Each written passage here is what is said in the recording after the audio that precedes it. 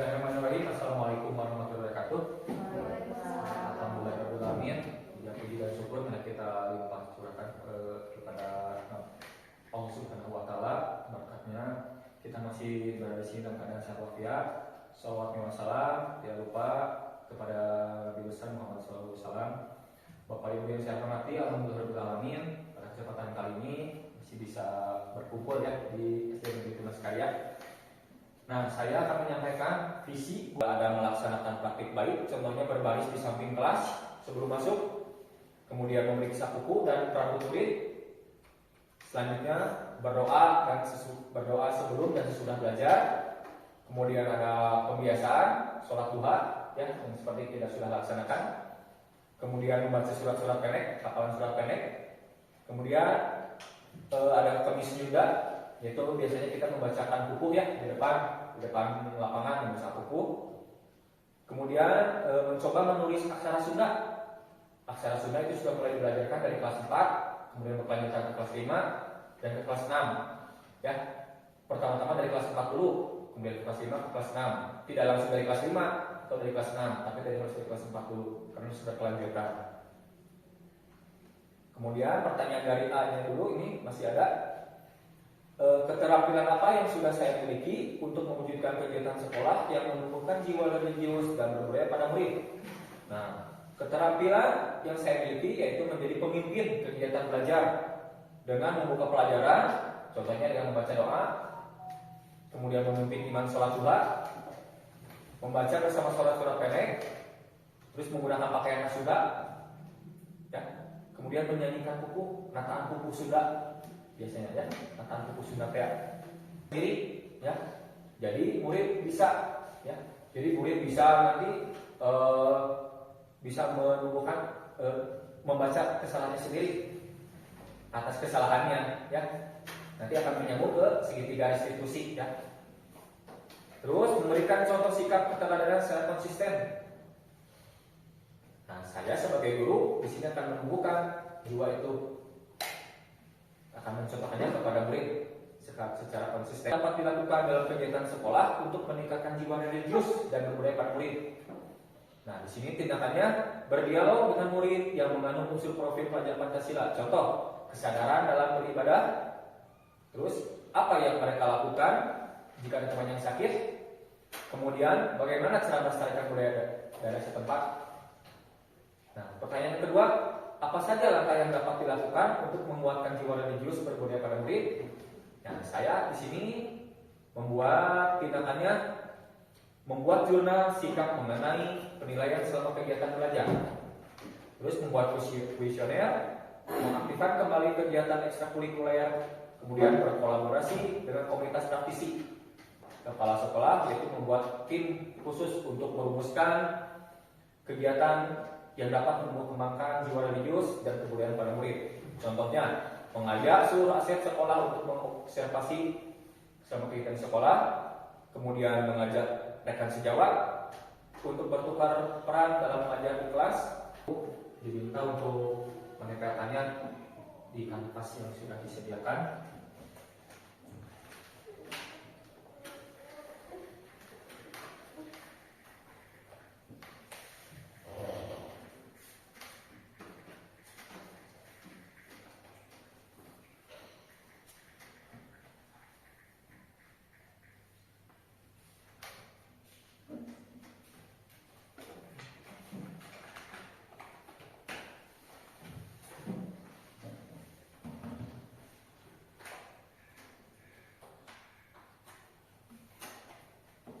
Nah, di sini ada kalimat terusan.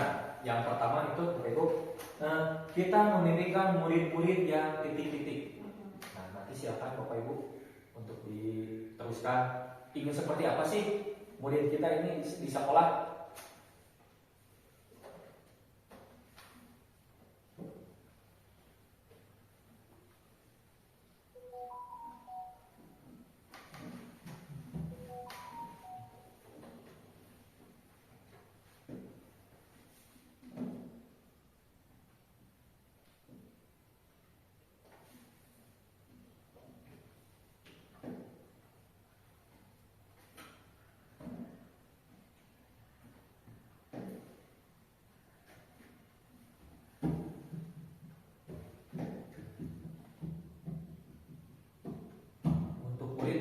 ya. Tidak usah terlalu panjang, yang penting simple dan dipahami.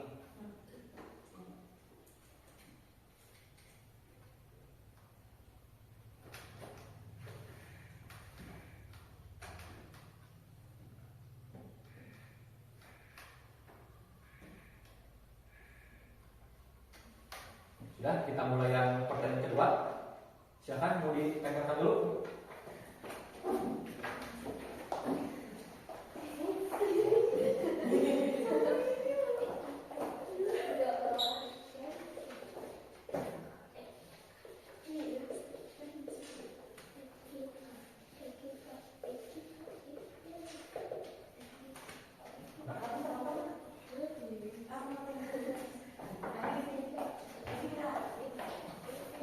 Ya, siap. Pertanyaan kedua, Bapak Ibu, ya. Ada pertanyaan selanjutnya untuk kita teruskan kepada murid. Kita percaya bahwa murid adalah titik-titik.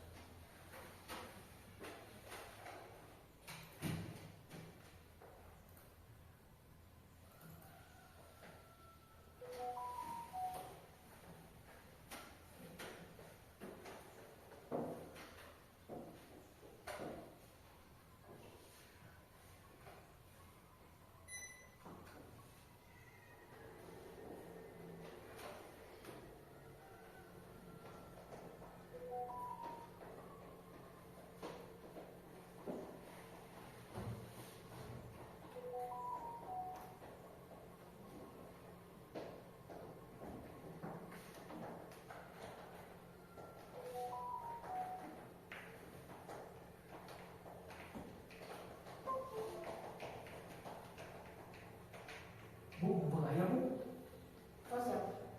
Mau menambah, maka bisa dikerjakan.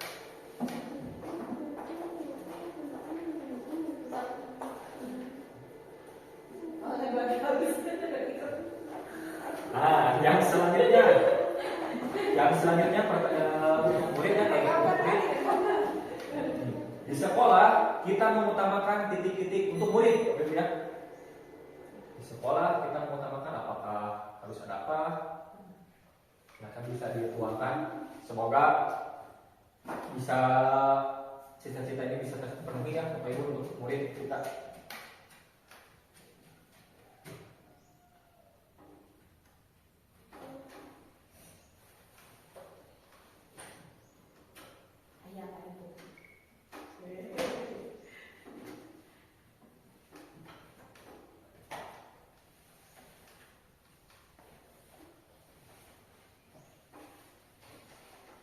Sudah Bapak Ibu?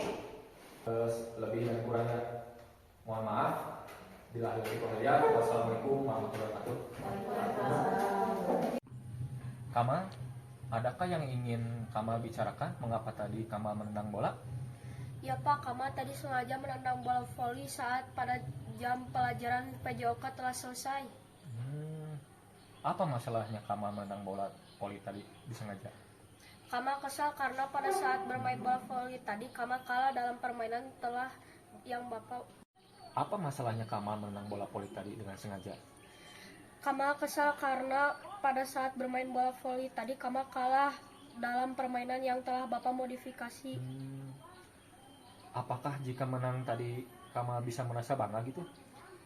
Tidak juga Pak, kalau Kama menang tentu hanya senang saja. Baik.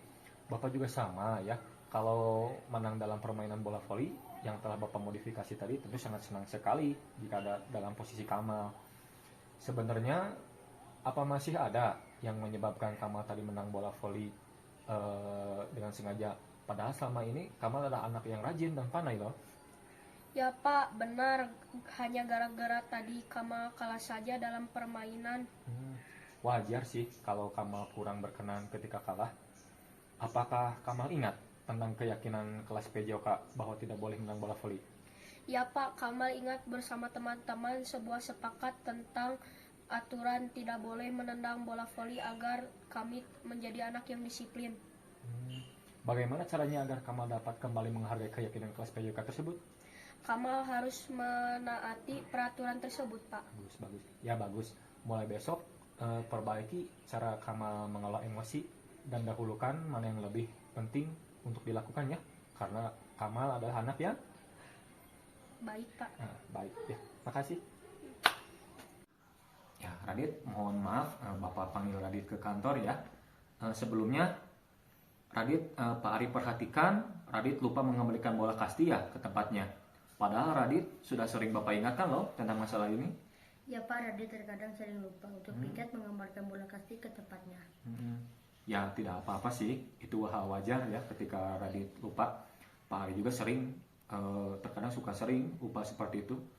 Tapi pasti ada ya yang menyebabkan mengapa Radit lupa dengan tugas piket untuk mengembalikan bola kasti ke tempatnya. Dan juga misalkan Pak Ari ya, kalau lupa pasti sedang banyak pikiran, ya jadi kurang fokus dalam mengerjakan pekerjaan tersebut.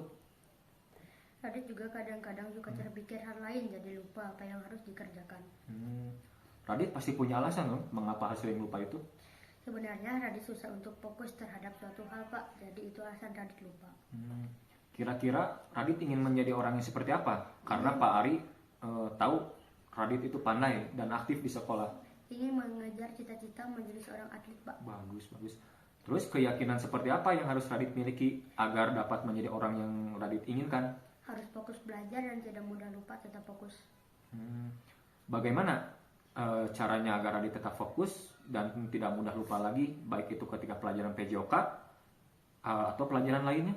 Biasanya Radit memikirkan keindahan alam dan hal baik yang pernah dilakukan Pak. Nah itu kan sudah tahu tuh caranya Radit ya. Bagaimana kalau nanti jika Radit mulai lupa nih, coba pikirkan hal yang indah tersebut ya dan juga positif supaya bisa fokus kembali dan tidak mudah lupa dengan apa yang harus dikerjakan oleh Radit ya. Baiklah Pak, terima kasih telah memberikan solusi. Ya, baik.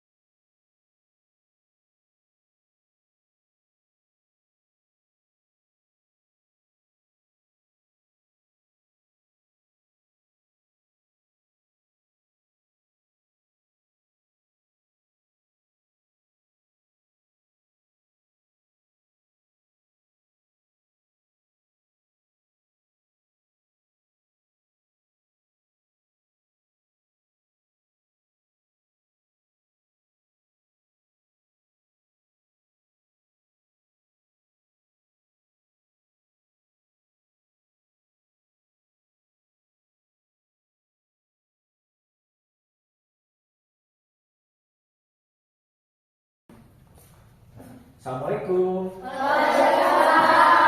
Ya, bagaimana anak kabarnya hari ini? Baik. Ya, alhamdulillah ya. Dalam pelajaran kejiwaan ini kita akan apa dulu? Teori dulu ya. Setelah teori, kemudian praktek ya. Sebelum dimulai, Cuk, ada yang mau memimpin doa? Oke, Riki, silakan pimpin dulu doa.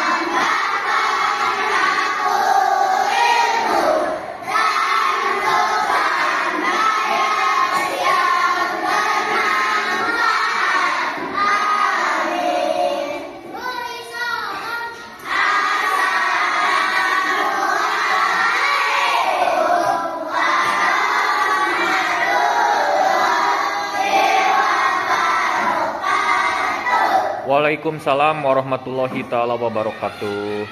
Kesempatan kali ini Bapak akan menyampaikan tentang budaya positif yang di sekolah. Apa itu budaya positif? Ada yang sudah tahu disiplin positif? Disiplin? Disiplin yang baik. Ada lagi yang tahu? Di sini ya, disiplin positif itu adalah merupakan pendekatan mendidik anak untuk melatih kontrol diri, ya, untuk pembentukan kepercayaan diri, ya. Kenapa diperlukan disiplin positif? Agar apa aja? Ya, supaya nanti kamu di sekolah itu berpikiran positif, disiplin positif, kemudian memiliki budaya positif juga, ya. Contohnya seperti apa? Menghargai guru, ya. Jika tadi Bapak nggak ngajar, sengaja Bapak datang tidak menanya, tidak ada yang nanya, ya. Padahal sengaja, gitu. Akhirnya tidak. Sengaja, oke? Nih di sini ada motivasi perilaku manusia. Si motivasi itu ada apa aja sih? Yang datang dari mana saja? Ada dari lingkungan, terus dari teman, dari mana lagi? Dari guru, dari siapa lagi? Dari orang tua. Terus yang terpenting dari diri sendiri disebutnya motivasi intrinsik. Kalau sekarang kamu kurang belajar, ada Korea, tapi kamu tahu saya punya cita-cita ya jadi dokter, pasti wah semangat belajar ya. Jam 5 subuh sudah di sini siap belajar, ya. Padahal bapak anaknya datang setengah 8, ya. Masih tadi setengah 8, ya. Terus motivasi yang dari luar ekstrinsik, dari luar, contohnya tadi dari teman, dari orang tua, dari guru, ya. Seperti itu. Nah, yang selanjutnya itu kebutuhan dasar. Ada yang tahu kebutuhan dasar?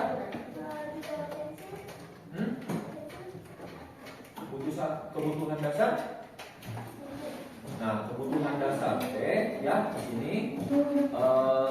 Yang pertama, kebutuhan berdasarkan hidup. Ya, yang kedua kasih sayang dan rasa memiliki. Ya, yang ketiga kebebasan. Terus yang keempat kesenangan. Yang lima penguasaan. Ya. Nih kita jelaskan. Ya, kebutuhan bertahan hidup sih, kamu lain nih. Makan, mandi, minum, terus tidur, oke, mulai. Bangun pasti ya, bermain, mandi, kebersihan. Oke. Apa lagi? Hah? Lari pakai olahraga. Ya. Siang tadi saya makan sebelah teh, cuy. Nah, kita makan kebutuhan. Selanjutnya kasih sayang dan rasa memiliki. Kasih sayang dari siapa saja sih timbulnya? Dari orang tua dan siapa lagi? Dari guru, dari teman, dari kapolok, kan? Dari pacar. Sayang siapa? Ya. Oh, ya. Di sini kasih sayang itu dari siapa? Dari orang tua, dari guru, dari teman, dari kakak, ya. Kemudian di sini ada nih rasa memiliki, iya rasa memiliki. Dia kasih kamu mama milik aku, ya. Contoh di sini, aku punya cepuk nih, punya cepuk. Diambil sama orang lain sakit hati tidak? Sakit hati. Ya. Nah, si kalau itu diambil paksa, kamu mau kasihkan tidak? Tidak. Ya. Tetapi kalau orang tersebut membutuhkan dan memintanya dengan baik, kamu juga ingin mengasih. Pastinya gitu ya? Gitu ya. Selanjutnya nih, kebebasan. Bebas. Apa itu kebebasan?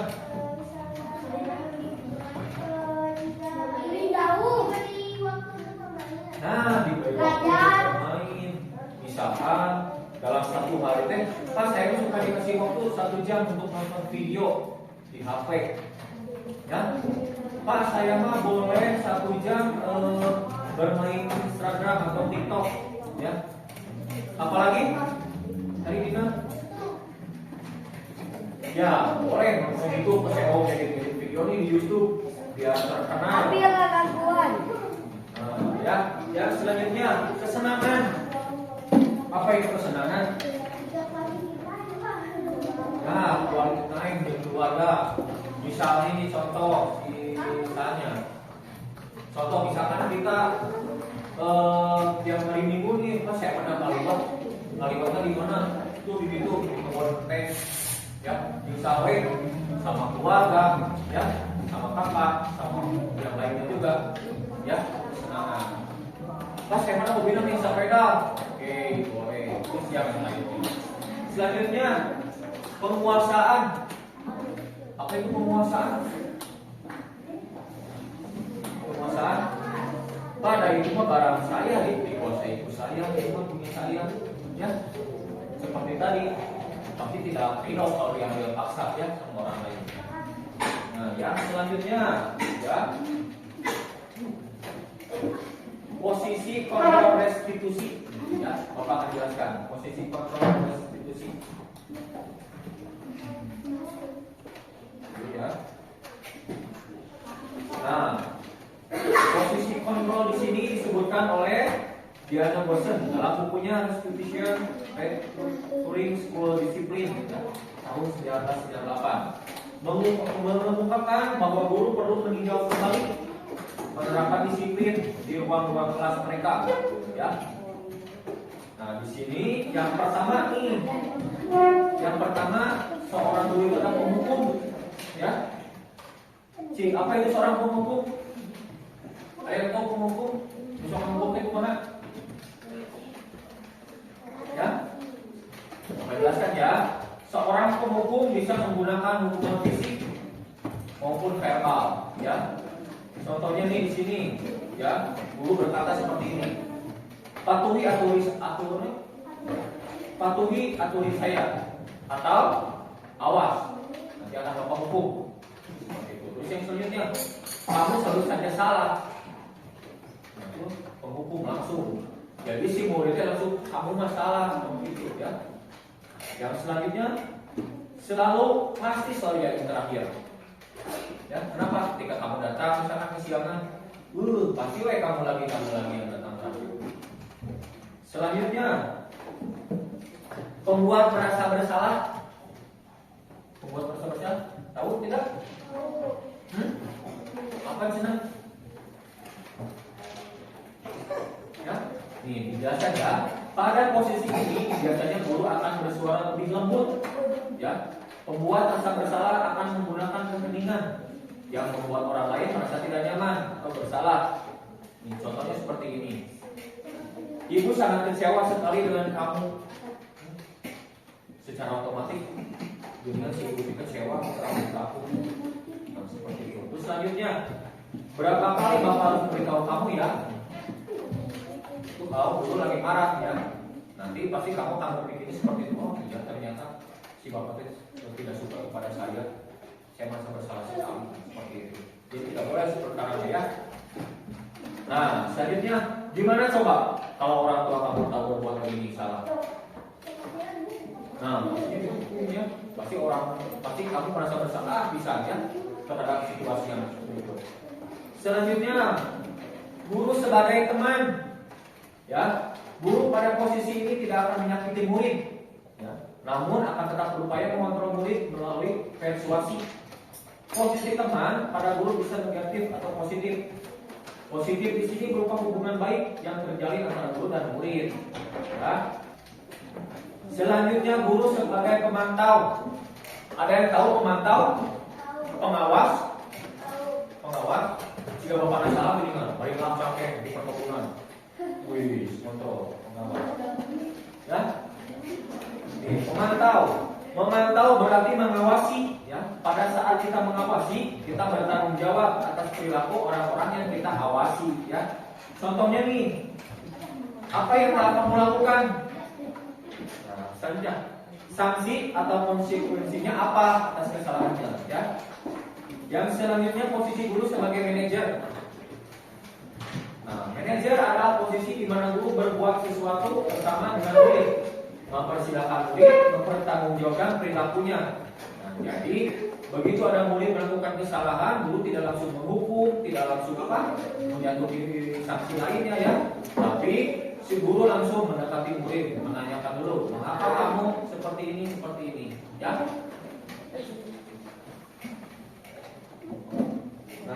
selanjutnya keyakinan kelas.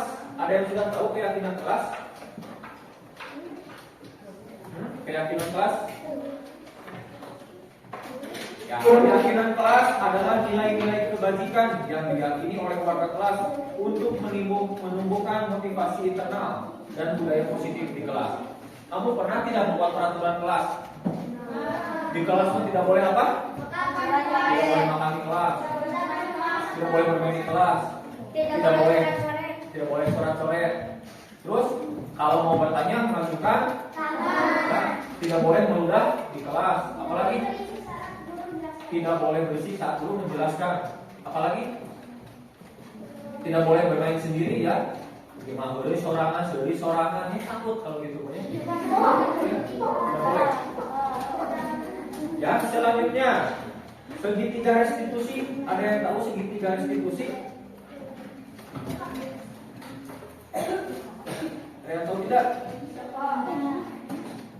Nah, segitiga restitusi itu ya, nanti jika kalian melakukan kesalahan, nanti akan melakukan segitiga restitusi tersebut. Ya, contohnya di sini ada menstabilkan identitas, kemudian ada variasi tindakan yang salah, terus ada menanyakan keyakinan, ya. Nah, nanti di sini ada contohnya ya. Kita lihat di sini ada contoh.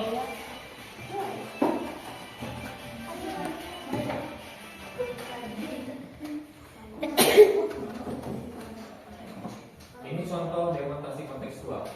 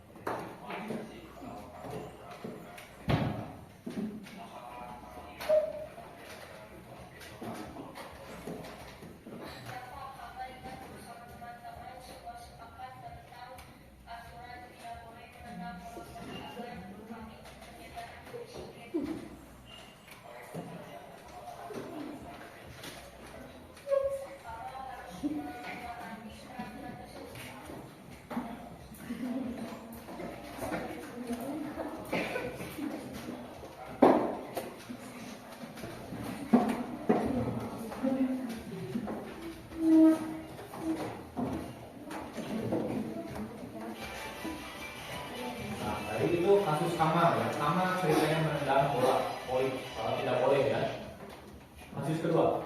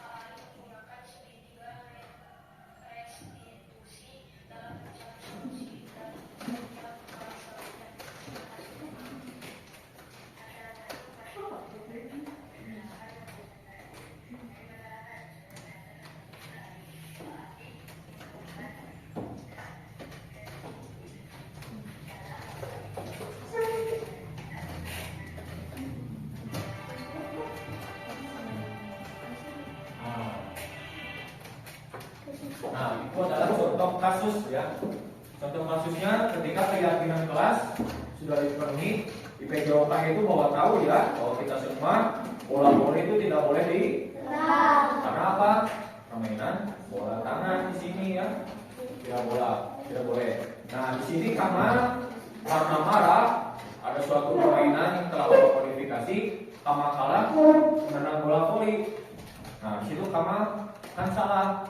Nah, aku bapak tidak langsung dimarahi ya, tidak langsung dihukum, tidak. Tapi bapak panggil dulu. Kenapa Kama melakukan seperti itu? Apa tujuannya? Ya.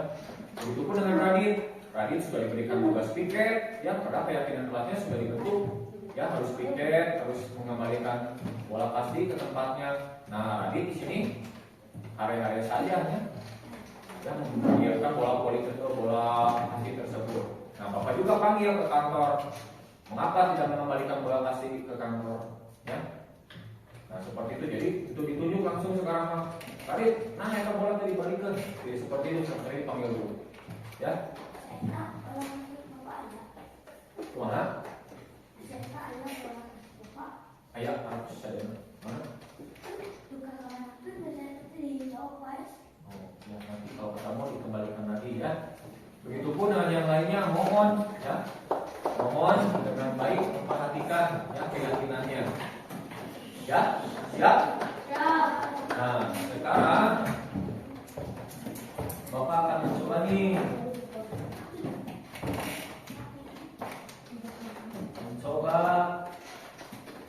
tentang membuat guru keyakinan kelasnya ya.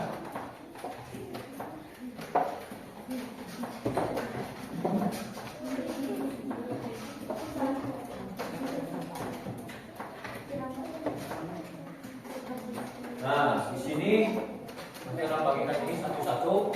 Silakan nanti di tempel di depan bentuk peraturan kelas sehingga nanti akan membuat keyakinan kelasnya ya, terutama di kelas PJOK. Kalau boleh beda boleh sama juga ya. Siap ya?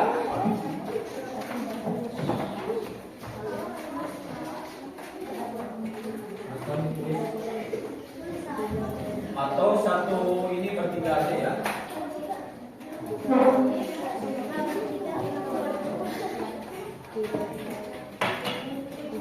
Ini bertiga.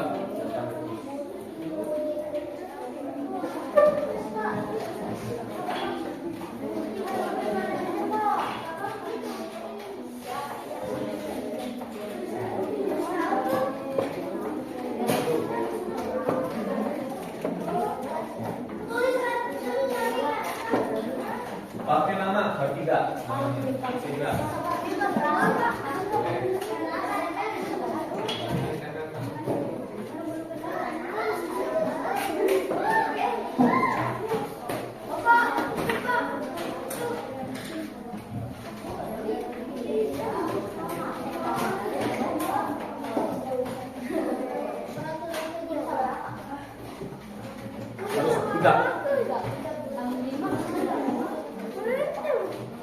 Y2A ya.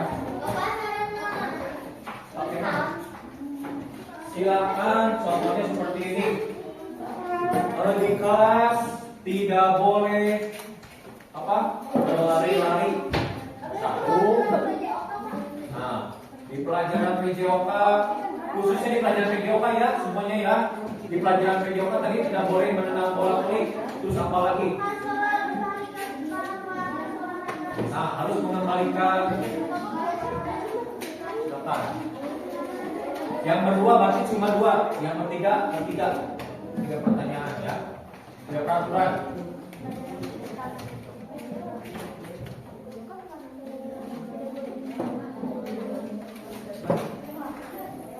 Bebas. Oke.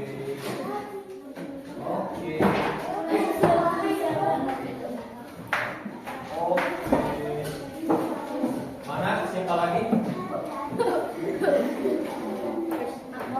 Sudah buat dulu keyakinannya.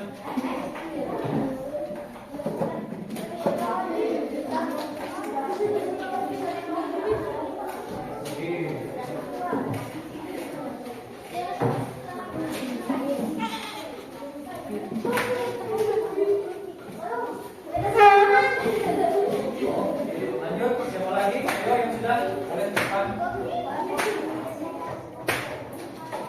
Apakah dalam mengajar yoga boleh berbicara? Tidak ya, kecuali apa tadi? Nah, bukan tangan, kemudian baru berpendapat.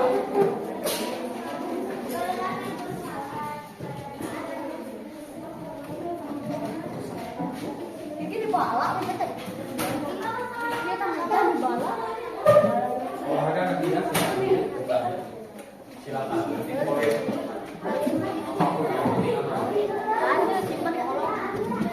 Sudah? Kalau sudah boleh silakan.